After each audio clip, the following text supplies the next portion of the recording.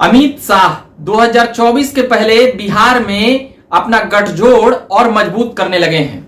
उसी के नियमित मिल रहे थे। दिल्ली में उपेंद्र कुशवाहा अमित शाह के घर पर गए बीते दिनों शाम को, और कई बातें वहां से निकल कर आई। गठबंधन होगी नहीं होगी, ऐसी कई बातें, और साथ ही और भी किस किस दल को मिलाना है बिहार में। जो 40 सीटें हैं, पिछली बार एनडीए के खाते में 39 सीटें गई थी, मगर इस बार नीतीश कुमार उनके साथ नहीं है।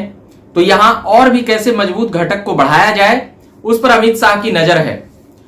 और ऐसे तमाम बातें करने के पहले औपचारिकता के लिए बता देता हूं कि आप देख रहे हैं झकास भारत और मेरा नाम हुआ रविकांत। अब मैं चंद मिनटों में चर्चा करूंगा कि किस प्रकार से अमित शाह की पैनी नजर बिहार की सियासत पर है।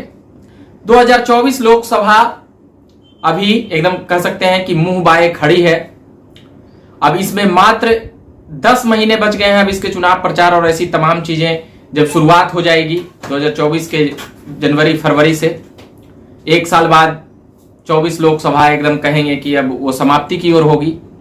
तो इसमें जो सबसे बड़ा पेच जो फंस रहा है वह बिहार में फंस रहा है, और बिहार में इसलिए फंस रहा है कि नीतीश बाबू एनडीए छोड़कर महागठबंधन की ओर चले गए हैं और उधर यूपीए को एक कर रहे हैं, कांग्रेस को, और उसके साथ ही कांग्रेस के बाद वाम दल तो साथ थे ही, फिर आरजेडी साथ है ही।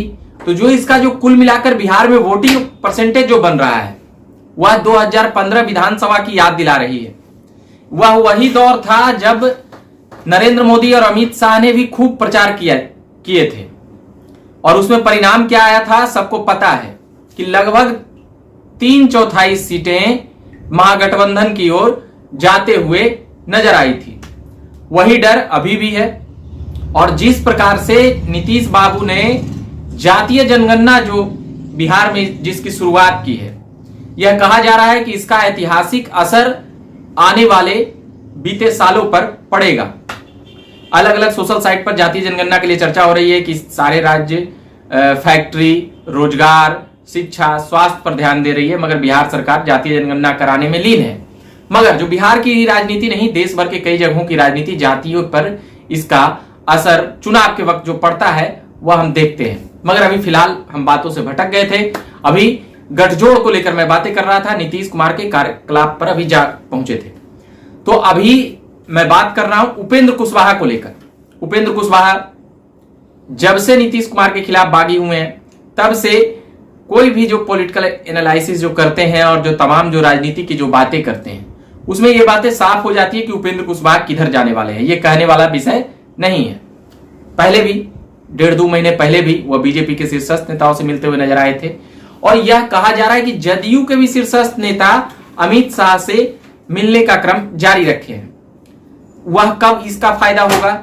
वह तब फायदा होगा जब हम देखेंगे कि महागठबंधन यानी कि कांग्रेस और यूपीए ने नीतीश कुमार के साथ उचित व्यवहार, उचित सलूक और उचित पद अगर नहीं दिया, तो फिर वह रास्ते भी वह खोले रखना चाहते हैं। मगर भाजपा का कहना है, अमित शाह का कहना है पूरे डंके की चोट पर कि अब जदयू और नीतीश बाबू के लिए सारे दरवाजे हमारे लिए बंद हैं। मगर अब बिहार में जो छोटे छोटे जो घटक दल हैं, उपेंद्र कुशवाहा तो मिल ही रहे हैं। जीतन राम मांझी भी पिछले सप्ताह मिलकर आए, मगर उनका कहना था जीतन राम मांझी का कि हम तो नीतीश कुमार के प्रति हम रहेंगे और नीतीश कुमार के लिए ही हम राजनीति करते रहेंगे और नीतीश कुमार के साथ ही रहेंगे। कसम उसम भी खाने लगे राजनीति में। वैसे कसम उसम इतना चलता नहीं है, मगर जीतन राम मांझी का कहना था कि हमारी पत्नी का कहना है कि नीतीश बाबू को मत छोड़िएगा, वही आपको मुख्यमंत्री बनाए थे। तो ये कुछ बातें हैं जिससे नीतीश कुमार और जीतन राम मांझी की बातें साफ हो पाई। मगर ये भी सियासी गलियों में चलते रहता है कि जीतन राम मांझी को ये लोकसभा मिल जाएगा, यहाँ राज्यपाल बना देंगे। तो ये तमाम कयासों का दौर है और कयास लगाते रहते हैं लोग। और ऐसे भी बिहार की राजनीति वैसे भी अपना सवाब पर रहती है और गर्म रहती है। बात रही मुकेश सहनी की।